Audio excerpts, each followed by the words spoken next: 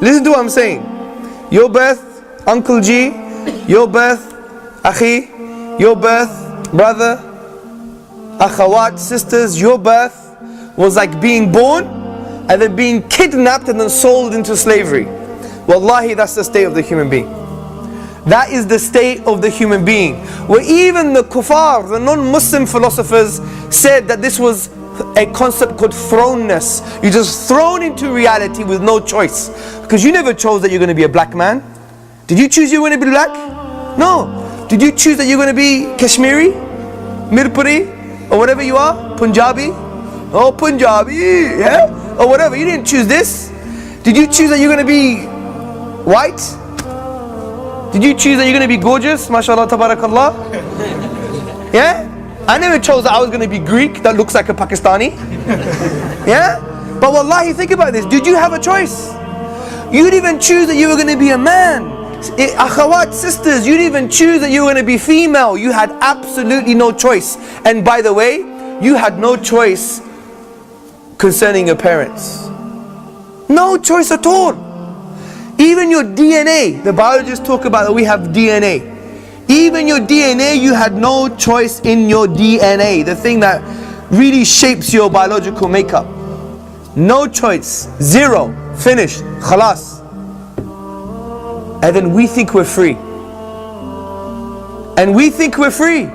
We didn't choose our parents, we had no choice. We didn't choose the socio-economic environment where our parents came from. We didn't choose the geography. We didn't choose our lineage. We didn't choose where we came from. We didn't choose our color, our gender, our size, our shape. None of these things. And we think we're free.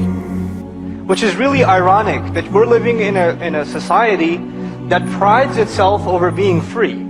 Right? It prides itself over having independent freedom. I can do whatever I want, dress however I want, talk however I want, look however I want, spend my money on whatever I want. That's the thing that makes this society take pride in itself. And yet if you go to somewhere as simple as high school, you'll find a bunch of kids that are dressed almost exactly the same. They're just almost exactly the same. All the hip-hop kids, they look the same. All the goth kids look the same. All the emo kids look the same. It's almost like they go through a uniform. And even the way they talk has to be a certain way to fit in with that crowd. And if you don't fit in with that crowd, then you're an outcast. And so when you look at that, I don't see freedom when I see that. What I see is cultural slavery. This young man or this young woman can't even make that decision of how to look or how to talk or how to walk for themselves. They have to conform to what is going on around them. And sometimes it's willing, sometimes you submit that is the better way to live. That is the better way to dress or to talk. Or that's the better thing to do with my time. That's the kind of music I want to be addicted to. Or these are the kinds of practices I'll do. Whatever, that's one conscious decision a person makes, that's the life to live. And sometimes it's even pressured. I've met Muslim teenage kids that have come to me in private, and when you look at them, you're like, man, is this guy in a gang or something? And they'll come to you in private and they'll be crying because they say, I don't want to dress like this. I don't want to look like this. But if I don't, I'll get beat up at school. That's cultural slavery.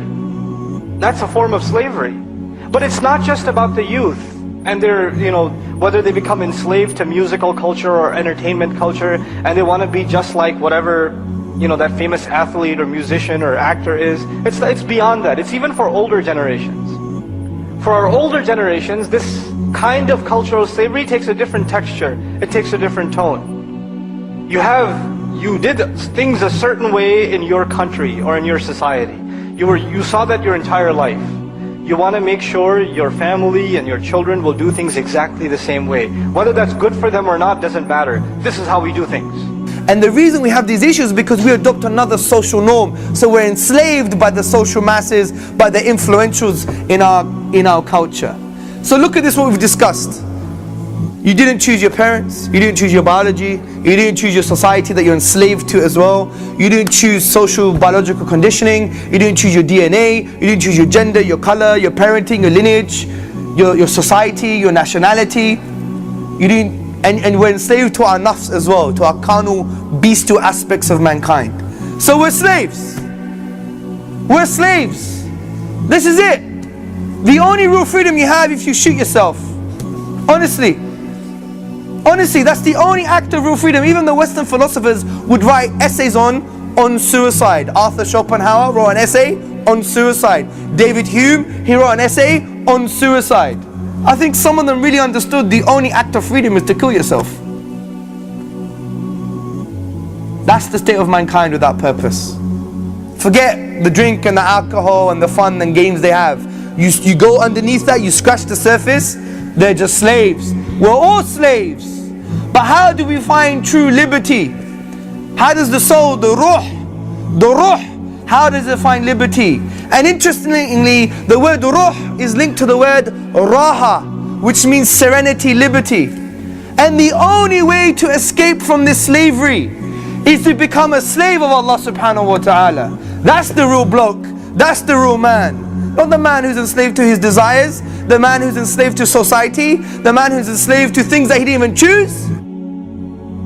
So this is the ultimate act of liberation.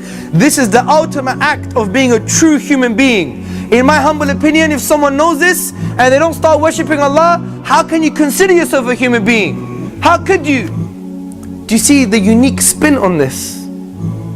Because we think when we move away from religion, we're actually free. We think when we move away from religion, we're free. When we move away from Allah subhanahu wa ta'ala, we're actually free, but it's actually the opposite. When you enslave yourself to Allah, you remove the shackles of all of these types of slavery.